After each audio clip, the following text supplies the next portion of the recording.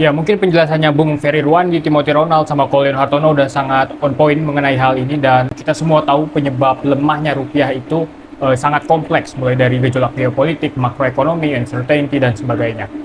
Jadi di sini mungkin kita bakal lebih fokus ke kejanggalan pada mekanisme yang menjadi faktor utama hal ini bisa terjadi. Karena sebelum lebaran kemarin, gue juga sempat ngobrol sama Pak Purbaya dan ngewanti-wanti soal stabilitas nilai tukar atau kurs mata uang berkaca dari fenomena negara-negara yang pernah mengalami krisis moneter yang cukup ekstrim. Dan makin gue pelajari, makin gue sadar, mungkin masalah terbesar kita bukan sekedar rupiah yang melemah, tapi sistem keuangan global modern itu sendiri. Tapi gini, dalam ekonomi, apa komoditas paling bernilai yang bahkan lebih berharga daripada uang? Ya, kepercayaan. Karena tanpa trust atau kepercayaan, bahkan uang itu gak memiliki arti apa-apa. Dan secara garis besar, apa yang menentukan menguat atau melemahnya suatu kurs mata uang? Yaitu supply and demand. Simpelnya, kalau trust naik karena ada prospek ekonomi, pemerintah yang kompeten, kepastian hukum, dan peluang keuntungan yang lebih besar daripada resikonya, maka investor bisa masuk pakai mata uang negara itu dan demand bakal naik. Begitupun sebaliknya, kalau dunia melihat iklim ekonomi suatu negara dengan proyeksi negatif, contoh seperti laporan institusi semacam MSCI, FTSE, Moody's, atau S&P ke kita kemarin, terus hukum yang nggak jelas, instabilitas dalam negeri, dan naiknya resiko karena tensi geopolitik, itu biasanya arus permodalan bakal cari safe haven yang lebih aman, sehingga bisa menimbulkan outflow dan demand yang menurun. So, kalau mata uangnya melemah, apa cara paling gampangnya buat neken itu? Ya, naikin suku bunga, biar supply-nya yang berkurang. Tapi konsekuensinya pertumbuhan ekonomi akan melambat, karena produktivitas ekonomi terganggu oleh kredit yang mahal dan likuiditas modalnya terserap. Itulah mengapa gue gak pernah percaya sama sistem ekonomi modern, karena bagi gue ini cacat, karena negara didesain gak memiliki keleluasan untuk berekspansi, gara-gara terlalu bergantung pada modal yang gak bisa kita kontrol. Misalnya pun kerasa dibuat-buat dan kebanyakan spekulasi, bahkan termasuk uang itu sendiri.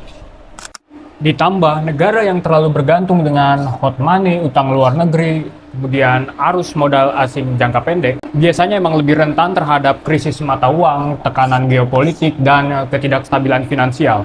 Sedangkan negara dengan tabungan nasional yang kuat, industrial base yang udah besar, biasanya mereka memiliki ruang manuver yang bisa jauh lebih luas. Dan ini jelas cukup gak adil buat negara berkembang kayak Indonesia.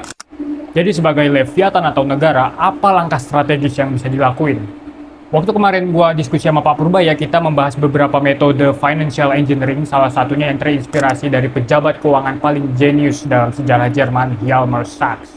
Alih-alih bergantung pada utang luar negeri maupun investasi asing, mekanisme yang diciptakan olehnya menuntut uang di backup oleh produktivitas masa depan ekonomi real. Bukan sekedar kepercayaan ataupun komoditas terbatas seperti emas. Metodenya bukan nyetak uang asal-asalan dari angin seperti sistem moneter sekarang, melainkan sinkronisasi fiskal dan moneter, yaitu sebelum bank sentral cetak M0 money supply, kita ngebuat quasi money atau semacam surat utang sebagai stimulus pada proyek industri atau infrastruktur yang pengen dibangun dengan bunga yang kompetitif.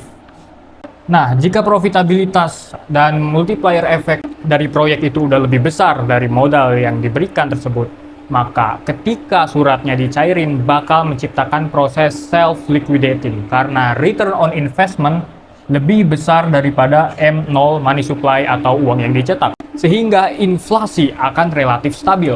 Kemudian karena didasari pada pembangunan ekonomi real, akselerasi pertumbuhan ekonomi bisa tumbuh secara radikal dan masif. Kemudian dengan menerapkan ini secara teoritis, kita bisa mendorong penyerapan lapangan kerja yang sangat agresif sampai mendekati full employment. Walaupun ya Pak Purbaya bilang sama gua, pengimplementasian kebijakan taktis kayak gini kan belum tentu semuanya setuju. Karena yang jelas syarat mutlaknya semua perhitungan harus teknokratis. Soalnya kita harus tahu proyeksi keuntungan dari proyek yang dikerjain.